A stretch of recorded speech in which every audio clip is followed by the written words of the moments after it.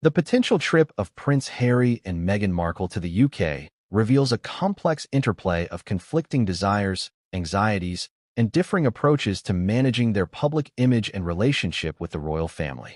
The author argues that Harry's insistence on Meghan's presence stems from a desire to ease tensions and mend fractured relationships, while Meghan's apprehension reflects a more realistic assessment of the risks involved and a deeper understanding of the complexities of her relationship with the royal family.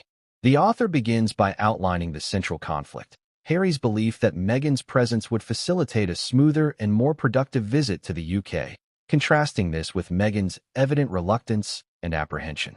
Harry's perspective is driven by a desire to mend the strained relationship with his family, particularly with King Charles, with whom Meghan previously enjoyed a warmer relationship. He believes that Meghan's presence could act as a bridge, potentially easing tensions and fostering reconciliation. This optimism, however, is not shared by Meghan. The author then shifts the focus to Meghan's perspective, highlighting her concerns about the potential negative consequences of the trip.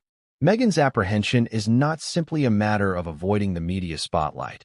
It stems from a deeper-seated fear of a media frenzy that could overshadow the intended purpose of the visit and exacerbate existing tensions.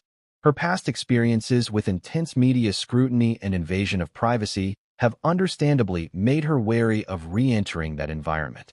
The author delves deeper into the complexities of Meghan's relationship with the royal family, particularly with King Charles.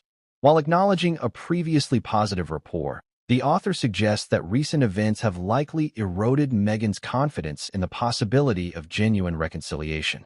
The author emphasizes that Meghan's concerns are not rooted in mere avoidance of conflict, but in a more realistic assessment of the situation.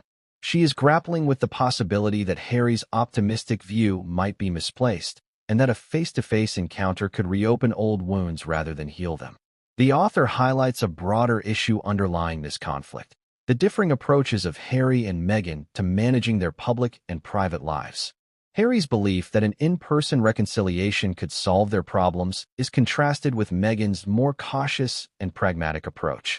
Meghan's reluctance is presented not as a personal failing, but as a grounded understanding of the potential challenges and risks involved.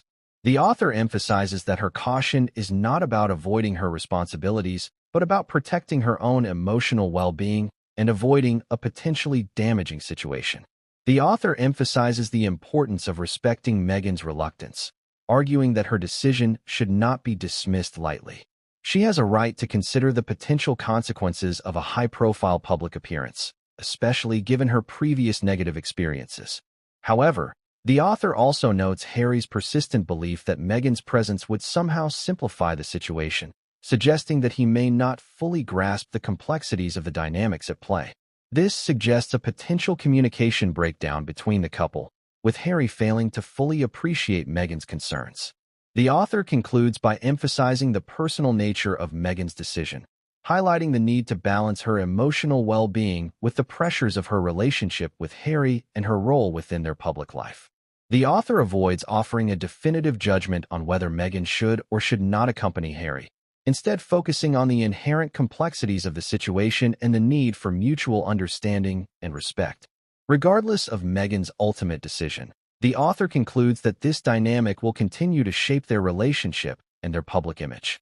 The author's overall tone is one of understanding and empathy, recognizing the validity of both Harry's and Meghan's perspectives while highlighting the underlying tensions and complexities of their situation.